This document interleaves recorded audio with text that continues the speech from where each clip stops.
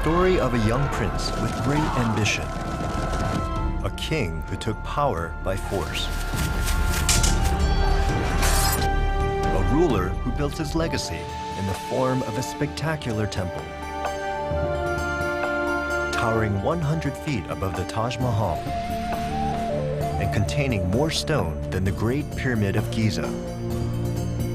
It is the largest sacred structure anywhere on the face of the earth.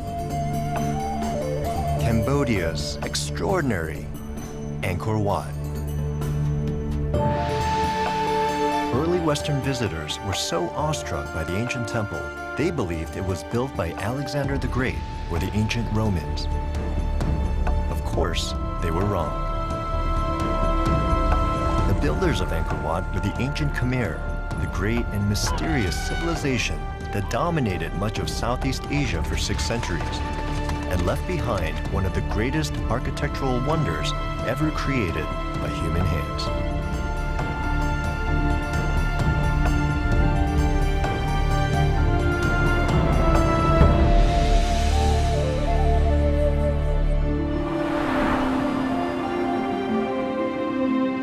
On a lush plain, deep in the tropical forest of northwestern Cambodia, lie the ruins of the ancient city of Angkor. Once the sprawling capital of the vast Khmer Empire, Angkor was the largest city in the world. Today, Angkor is still a sweeping landscape. 400 square miles where more than 1,200 ancient temples still survive. Architectural masterpieces, fantastically carved from tens of millions of tons of local sandstone. The famous temples were built over a span of 5 centuries. They endure today as one of the world's greatest treasure troves of art, archaeology, and history.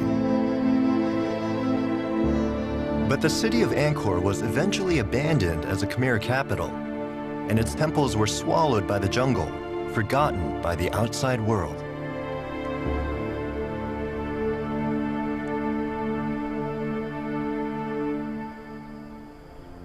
Not until the 19th century was the most famous of all the Angkor structures brought to the attention of the West. In January of 1860, the French naturalist Henri Mouot wrote, "One of these temples, a rival to that of Solomon and erected by some ancient Michelangelo, might take an honorable place beside our most beautiful buildings. It is grander than anything left to us by Greece or Rome."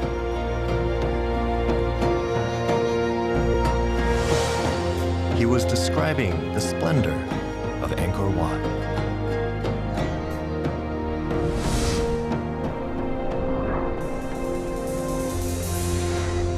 When Smithsonian Magazine listed 28 places to see before you die, it called Angkor Wat a temple so magnificent it could only have been built by divine inspiration.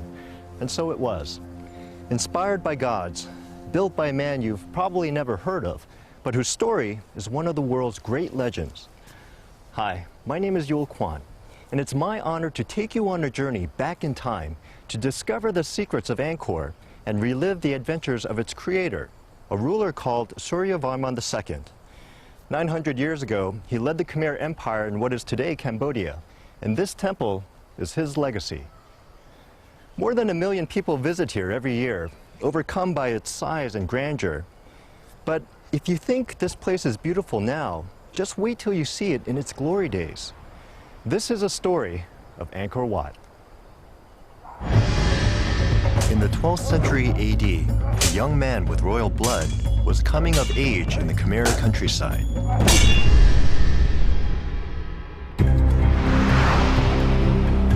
At that time, the Khmer Empire controlled large portions of modern Southeast Asia, including the prince's home of Lopburi, northwest of Angkor.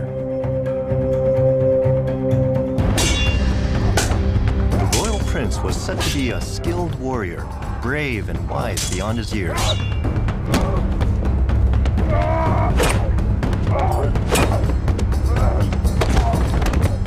He came to the attention of a prominent Hindu priest Divakara Pandita, a religious leader with great influence in matters of state.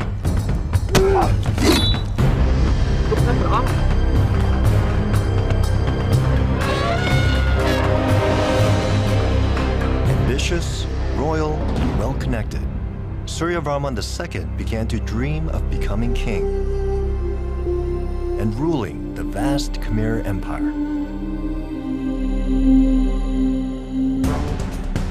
Under the rule of Dharanendravarman, the turn of the 12th century was a time of chaos and fragmentation in the kingdom. His reign was marked by power struggles and turmoil. The aging Dharanendravarman was an ineffectual ruler who never succeeded in bringing order to his sprawling territories. Opposing factions arose throughout the empire. The young prince's clan gained influence in the north, while the older royal clans were pushed south. Divakara Pandita and other powerful priests backed the young prince, hoping he could unify the empire and bring harmony to the fractured kingdom.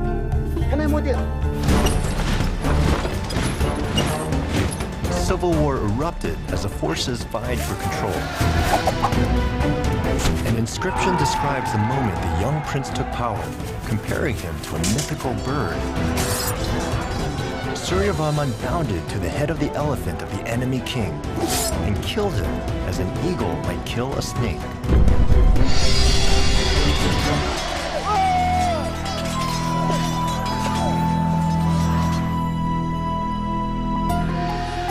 Suryavarman II was only 17 years old when he seized control of the Khmer Empire in 1113 AD.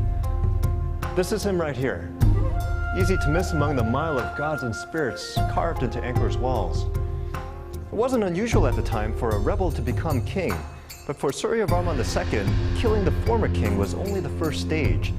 He still had to conquer the rest of an empire that was in utter disarray. The crown would only be his if he could end the turmoil and unify the land. It took 6 long years for Suryavarman II to solidify his control over the vast empire and conquer the southern factions.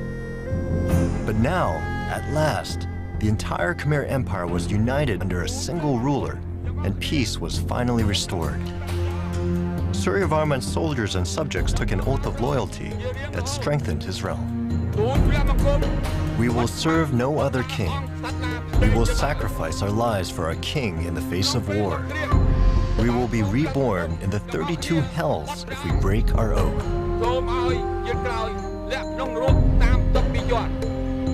In 1119, at the royal palace of Angkor, Suryavarman II officially became the 18th king of the Khmer Empire. He was given the royal title Suryavarman, Protector of the Sun, and was coronated alongside his queen. This moment ushered in the golden age of the Khmer Empire. Suryavarman II was only 23 years old when he was crowned ruler of one of the greatest empires of Asia. Just as Khmer kings had done for centuries, Suryavarman II ruled from Angkor, the seat of the Khmer Empire. But its soul resided in another place. Traditionally, newly crowned Khmer rulers would make a pilgrimage to the sacred Phnom Kulen, a mountain range 25 miles northeast of Angkor. 3 centuries before Suryavarman II, the empire's first monarch, Jayavarman II, came to the same mountain on a similar spiritual journey. Here, a sacred ritual anointed him the first supreme ruler, an event that marked the founding of the Khmer Empire. This hallowed spot had deep religious and political significance for the Khmer, and is still considered holy by modern Cambodians. This river was a source of the ingenious water system that was key to the wealth and success of the entire region.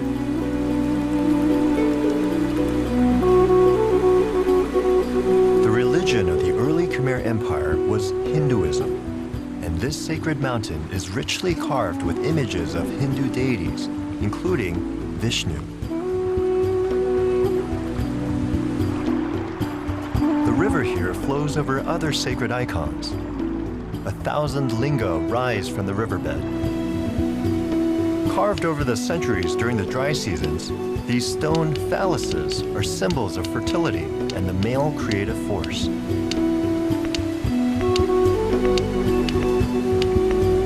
The corresponding female symbol is a yoni, a vessel shape that represents feminine creative energy.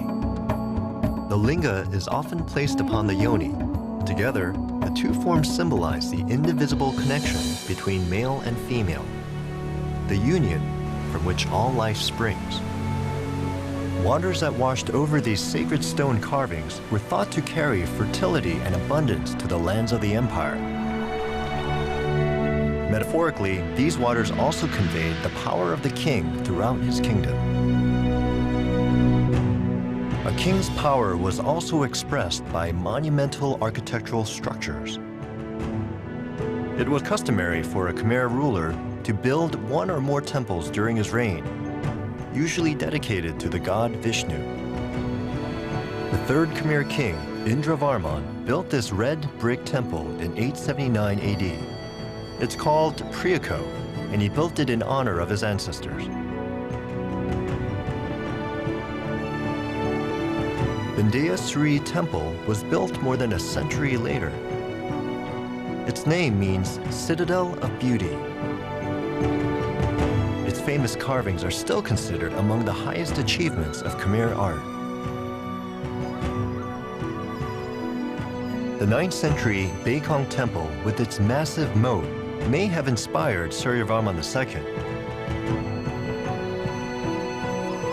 When it came time for the newly crowned king to begin planning for his temple, he decided to create a structure that would exceed all other temples in both size and grandeur. He entrusted this ambitious undertaking to the same Brahmin priest who helped him take the throne. Divakara Pandita would oversee the planning and construction of Angkor Wat.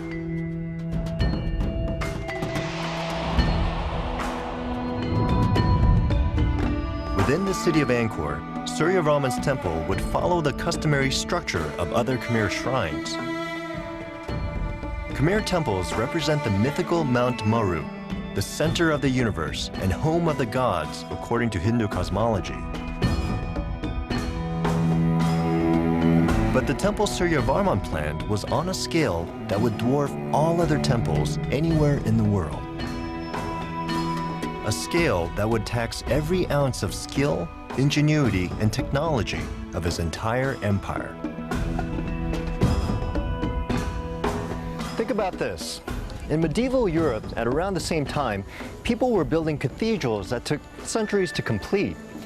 Meanwhile, here in Asia, the builders of Angkor Wat somehow created a temple that was far larger and in some ways more complicated in less than 4 decades. So how'd they do it?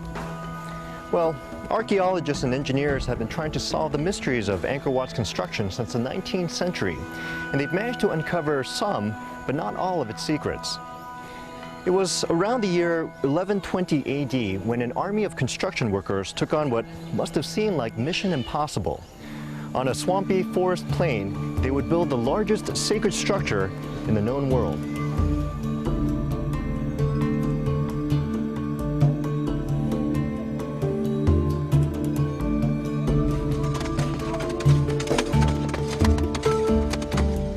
Using only simple tools, workers prepare the site, digging the foundation in the midst of a dense jungle.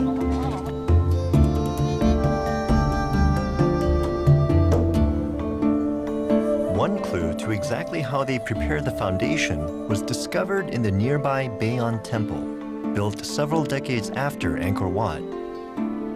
In this carving, laborers work side by side, beating the ground with long wooden poles. It's believed the relief illustrates how the builders solved one of the most vexing problems of Angkor Wat's construction. Workers used sticks to tamp down and compact the wet soil, creating a more suitable foundation. They dug a massive hole in the ground, 33 feet deep, filled it with layers of sand, pebbles, and clay, and compacted it until it was hard. This allowed excess water to drain and also stabilize the surface. It was only after the foundation was laid that the structure's elaborate design was finalized. The massive compound would be almost a square mile and would be surrounded by a moat 660 feet wide. Only a ruler with Suryavarman II's might, power, and vision could have imagined a building constructed on this grand a scale. It is estimated the building required more than 5 million tons of raw materials. Where did the ancient temple builders mine such a tremendous amount of stone?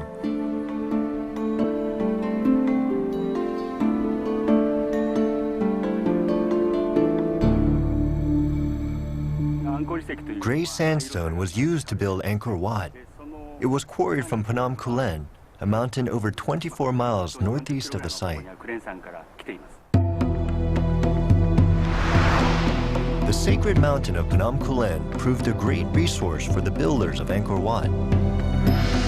The mountain's base is a massive 22-mile-long belt of sandstone, a plentiful source of high-quality building material. But how did the ancient workers excavate all that rock? They used iron rods with sharp ends and dug a groove the size of the block they wanted to remove. Then they would place a wedge between the sedimentary layers where it's easy to break the rock. Or in some cases, several men worked together, pounding the rock and breaking it in order to pry it loose.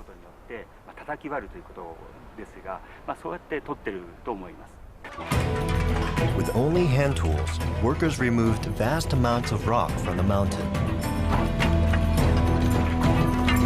It is estimated that it took a stone cutter at least 10 days just to carve a groove around one block of stone weighing more than a ton. After the groove was carved, a wedge was placed in the groove so the rock could be separated. It took a workforce of thousands to cut just a few hundred blocks of stone each day.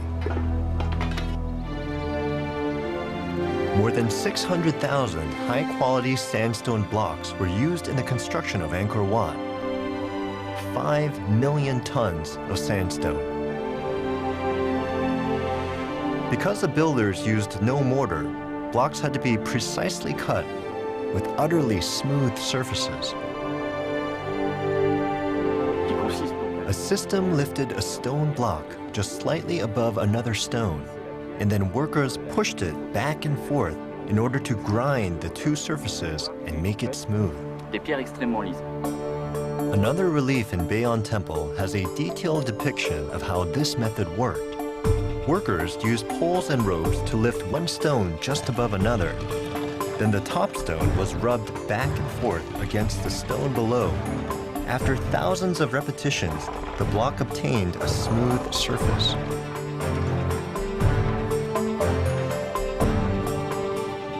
Exactly which Phnom Kulen quarry the stones came from remains a mystery. But a Japanese research team from Waseda University recently tested the stone's magnetic properties. Their findings reveal each stone's approximate age and geological distribution. But matching the stones back to a particular place or quarry in this mountainous belt is not simple or safe. Magnetic susceptibility is the inclination of rock to be drawn to a magnet. By measuring this, we can tell that they used 7 different quarries during the various different ages. Unfortunately, it's impossible to conduct research to find the exact location of the quarries in Phnom Kulen because the place is littered with mines. But according to research conducted by the French School of the Far East, there were numerous quarries at Phnom Kulen. Landmines left from Cambodia's 20th century civil war still litter the countryside, making research dangerous. Although the exact quarry locations are unknown, testing reveals that stone used in 30 Angkor area temples came from 7 different Phnom Kulen quarries. However, nearly all of the stones of the Angkor Wat temple have magnetic levels of around 3. This means that the stones used to build the Angkor Wat temple almost certainly came from a single quarry in the Mount Kulen region.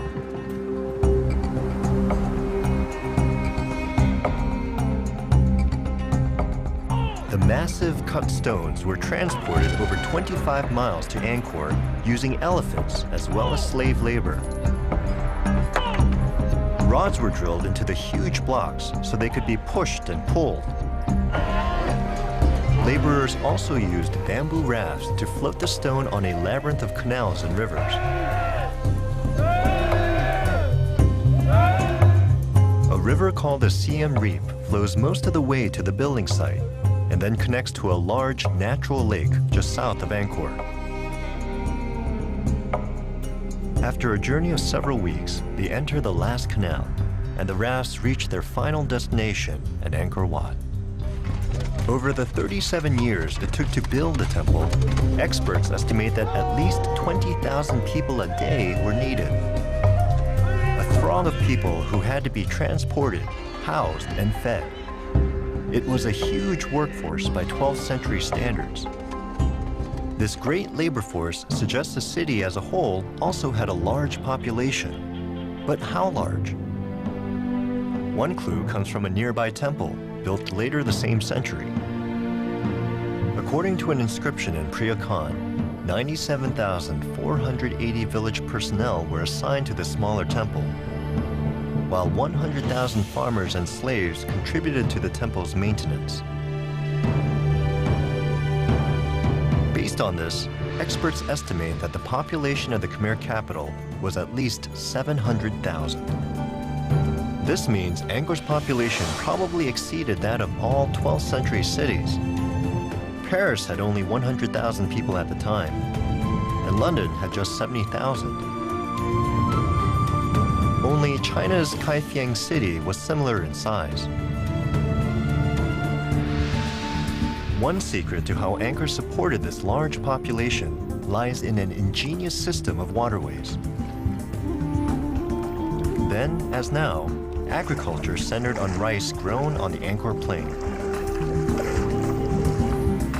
In addition to rice, other grains, fruits, and vegetables were also cultivated, just as they are today.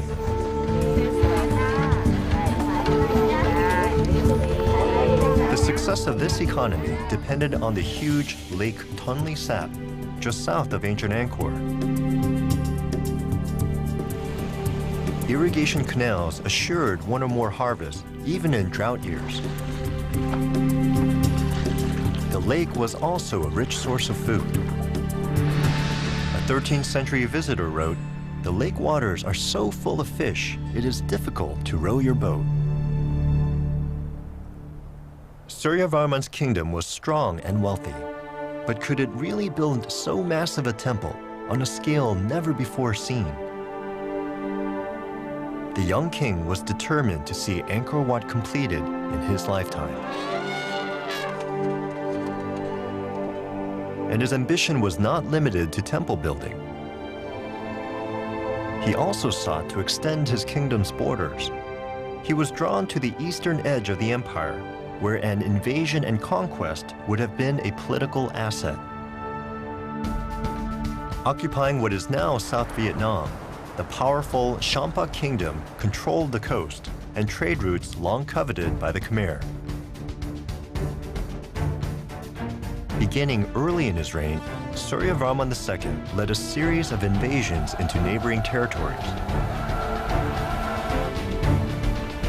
According to inscriptions, in one battle, the king led a force of 700 ships and 20,000 soldiers.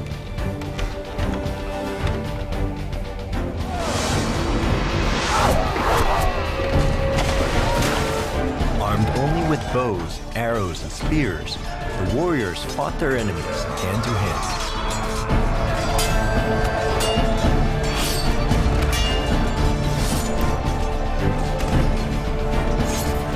Another inscription describes a different invasion in Suryavarman's career. The ruler of Angkor turned his ambitions for conquest towards the Sham people. He invaded, taking the capital city and becoming the ruler of the territory. The Khmer kingdom solidified its control of most of the Indochina peninsula, including much of modern-day Thailand, Laos, and Vietnam. The Khmer armies took prisoners, and together with other slaves in the empire, they were likely used as forced labor to construct Angkor Wat. The huge construction project was made possible by slave labor, but it couldn't solve an unanticipated and alarming engineering problem. The first stone structures built on the site collapsed, and the human cost was high. The success of the entire project was at stake. No amount of slave labor could overcome the most serious challenge the builders faced. The site itself was a swamp and seemed completely unsuitable for a building the size and weight of the proposed temple. The soil was spongy and hard to work with, and water would flood in one season, then drain away the next. These days, engineers would use heavy machinery and reinforced concrete to tame nature's fury. But the Khmer builders had to be a bit more creative, and their solution became one of the ancient world's greatest feats of engineering. Angkor Wat is surrounded by a gigantic moat. More than 600 feet wide, it contains tens of millions of gallons of water. To the Hindu, the original designers of the temple, the moat symbolized the cosmic ocean. But besides its religious significance, it turns out the moat also has a practical purpose. Because this is swampland, without the moat, the monsoon rains would seep into the earth and push the buildings up. Then, in the dry season, the water would drain out of the land, making the buildings crumble. The huge moat surrounding the complex actually stabilizes the water content of the earth under the temple, keeping it consistent year-round so the earth doesn't heave. And they found other remarkable solutions to the challenges of pre-industrial construction. We have an artificial mountain, and we are sitting on the first floor. Yeah, they built a case from stone, and then they filled with sands and densified very much, and then the next case, and so step by step they got the mountain. And we can see inside there's sand, then there's laterite, which is this specific brownish stone in tropic countries, and then outside there's the sandstone. The central tower of Angkor Wat reaches 213 feet into the sky. The ancient architects had to figure out how to stack the massive stones without machinery. First, they built earthen ramps. Then, laborers and elephants dragged the stones up the ramps. Finally, it's believed they erected scaffolding and lifted each stone to the top. Remarkably, the temple was built from the inside out.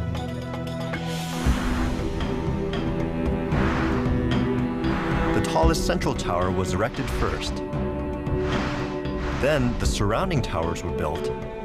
And finally, the outer galleries and walls were added. The builders raised these columns made from single blocks weighing as much as 7 tons. They used a simple but brilliant method for setting up the 1,532 columns around the temple complex. Angkor Wat has survived fairly intact for nearly 900 years, an achievement that surely would have pleased its builders. But the swampy site and Cambodia's tropical climate have definitely taken a toll on these buildings. Although some intricate sandstone features show few signs of their age, others have worn away and decayed. Certain original features, like the gold leaf ornamentation that would have awed early visitors, are gone forever, looted after the Khmer Empire's decline. When it was completed around 1150 AD, Angkor Wat was the biggest building in the world, about the size of 11 football fields. Now, teams of scientists and archaeologists have spent years trying to figure out what the temple might have looked like in its heyday. And they've pieced together the puzzle, data point by data point. And now, with the help of 21st century technology, we can finally get a glimpse of Angkor Wat's original splendor.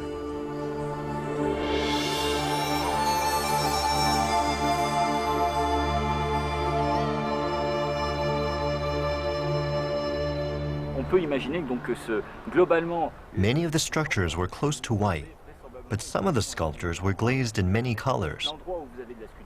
Most of the surviving colors are yellowish brown or red.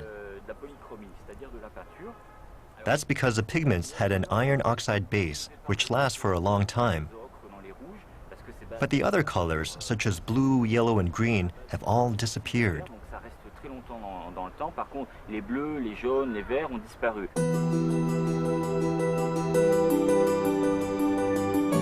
The exterior walls and columns were most likely white from a coating of lime. But it was the roofing material that dominated the look of the temple. The towers were most likely covered in gold, which deteriorated over the centuries after Angkor Wat was built. Some historians believe that the towers may even have been re-gilded by one or more of the rulers who followed Suryavarman II. It is easy to imagine that the plaster on all of the towers was used as a base layer for the gilding, which made the entire structure extremely ornate and visually striking. This computer image was created based on the opinions and research of scholars.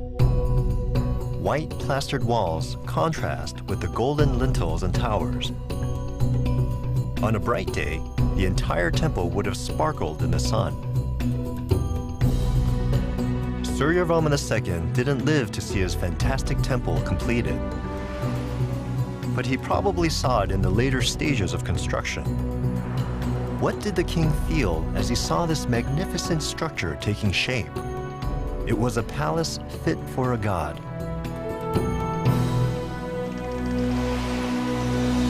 And he must have known it would also become his tomb. Only fragments of the wood that once covered the interior stone walls still remain. It's believed the wood was highly decorated, inlaid and ornamented with a wide variety of patterns. Gilded doors divided the chambers, and the gallery walls and ceilings would have been lavishly adorned. Since the king first set eyes on these galleries, millions more have journeyed to admire these dramatic scenes. The carvings encircle the entire outer gallery from floor to ceiling. Measuring 2,600 feet, it is the longest continuous bas-relief in the world.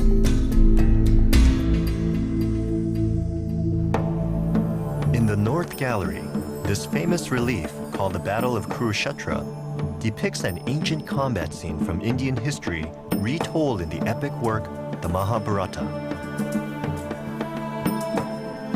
Angkor Wat's walls are covered with 12,900 square feet of bas-relief carvings. Executed with great skill and artistic sophistication, the reliefs are considered a masterpiece in their own right. These carvings cover multiple blocks of sandstone and are so perfectly fitted together that the seams are almost invisible. Even the detailed lintels at the top of the walls are carved from the same stone blocks. Each artist would cut away layers of the wall and then carve the reliefs directly into the stone. Hundreds of highly skilled carvers worked side by side to complete the work in only decades. Experts admire not only the expressive human figures in the carvings, but also the remarkable perspective these early artists were able to achieve. Continuing along to the southern gallery, visitors encounter a 260-foot depiction of Suryavarman II's full royal procession. Military leaders, priests, musicians, standard bearers, servants, and royalty all take their place in this carving. The The carving's centerpiece is the famous portrait of Suryavarman II himself. Lingering traces of gold hint at its former splendor. Maybe the king was partly gilded. We can see some of the gildings on the relief with Suryavarman II. The famous portrait of the king was gilded and surrounded by red, the color symbolizing protection and strength.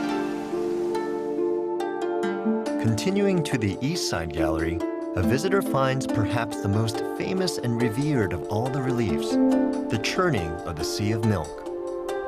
It depicts Vishnu and Devas, the benevolent Hindu gods, and the Asuras, the evil gods, all pulling on a great snake to churn the cosmic sea in search of eternal life.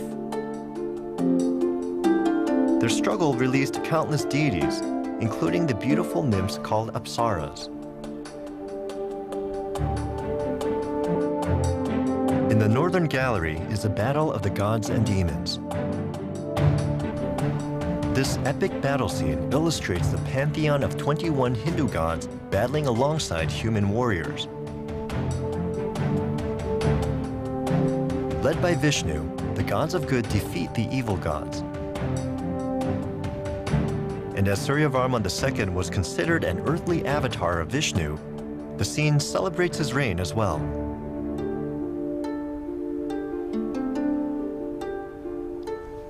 It could be said that the entire temple of Angkor Wat is a single work of art.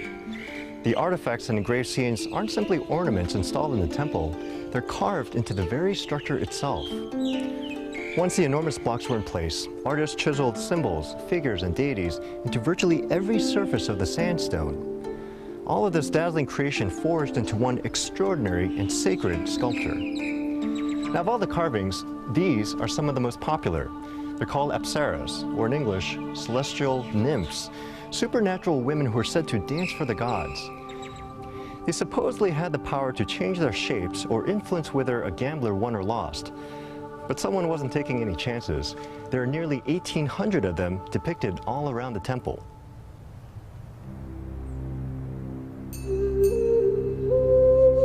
(1,796 full-body sculptures of divine women were carved at Angkor Wat. With a wide variety of facial features, hairstyles, and headdresses, no two are exactly alike. These temple guardians and dancers were probably based on actual women residing near the temple in the 12th century. Apsaras are everywhere you look in the temple, standing alone in meditation or sometimes in pairs or groups. Each pose of these dancers has a meaning, and together, the movements of the dance tell a story. It's a form of dance still very much alive in modern Cambodia. Called the Apsara dance, this art form has passed from generation to generation in an unbroken line from the time of Suryavarman II and before. According to Hindu mythology, the gods made 600 million Apsaras when they created the universe, and these celestial nymphs were released to the world when the deities churned the cosmic sea of milk. The temple of Angkor Wat probably had 3,000 or more Apsara dancers assigned to it to entertain the king and his visitors as well as the gods.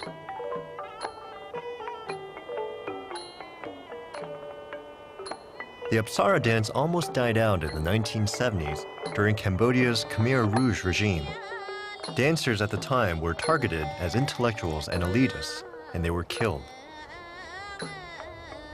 Today, this ancient dance is once again a visible part of Cambodian culture. It has been recently revived by dancers studying Apsara carvings at Angkor Wat. Leaving behind the outer galleries, a visitor would next reach the second level of Angkor Wat. Here, columns border a cross-shaped gallery that mimics the layout of the temple's central level. These galleries lead the way to a large pool where the king and the Brahmins purify themselves before performing rituals to the gods. Here, lingering traces of colors that covered the surfaces suggest how the temple once looked. At the center of the cruciform gallery is a column which is colored in 5 layers of paint that alternates between white and red. First, they used red pigment on a white background. In the next generation, they painted using red pigment on a white background again.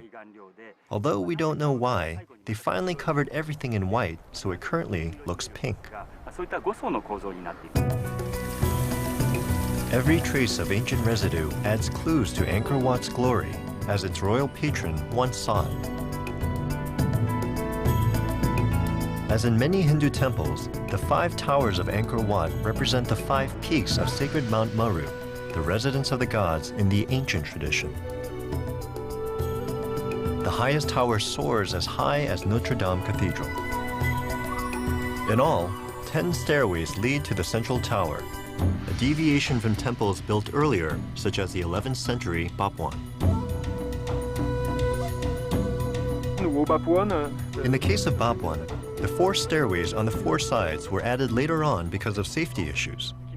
The stairways were added in order to solve problems which arose during the construction of Bapwan.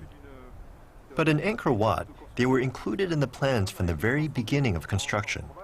As a result, a new and very special style of architecture was created. All the stairways except those in the central corridor are too steep to climb with ease. These features are thought to be a reminder that the path to enlightenment is not easy.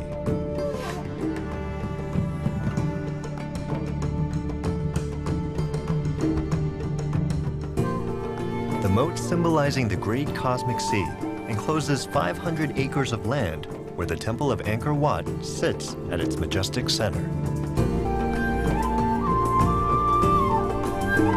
Although it is now a Buddhist sanctuary, Angkor Wat was built as a Hindu temple honoring Vishnu, the Hindu god Suryavarman II was closely associated with.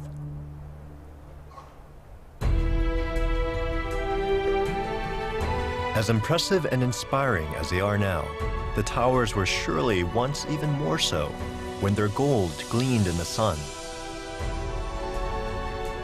Inside the highest tower was a central sanctuary where the king built a shrine to Vishnu.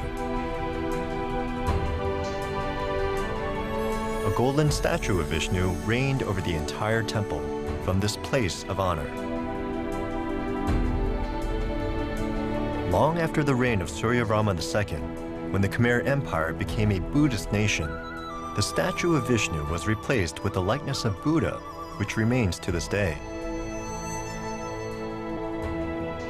In the mid-12th century, when Suryavarman II visited his nearly completed masterpiece, he was nearing the end of his life and his reign.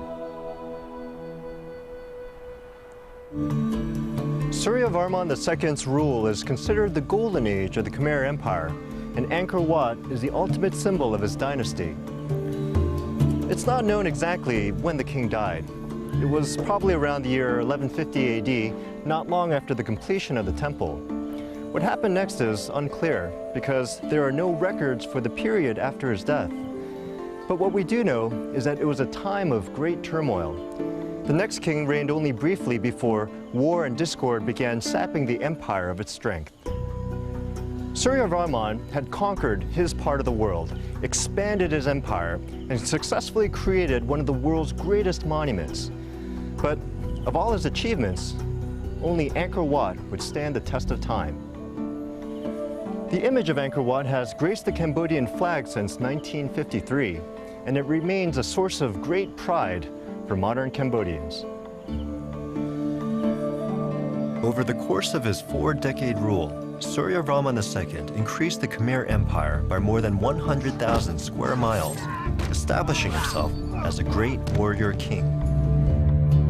When he was entombed in his own greatest creation, he was given the posthumous name Parama Vishnuloka, or he who has entered the heavenly world of Vishnu.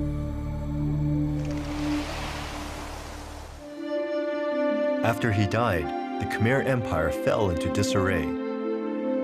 Opposing factions vied for power, and the country suffered invasions by neighboring forces. Today, Angkor Wat is a cherished reminder of the Khmer Empire's past glory and a source of great pride in modern Cambodia. A UNESCO World Heritage Site, it draws 1 million visitors per year from around the globe.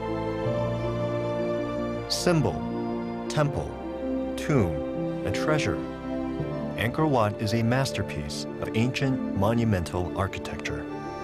It has few rivals anywhere on Earth.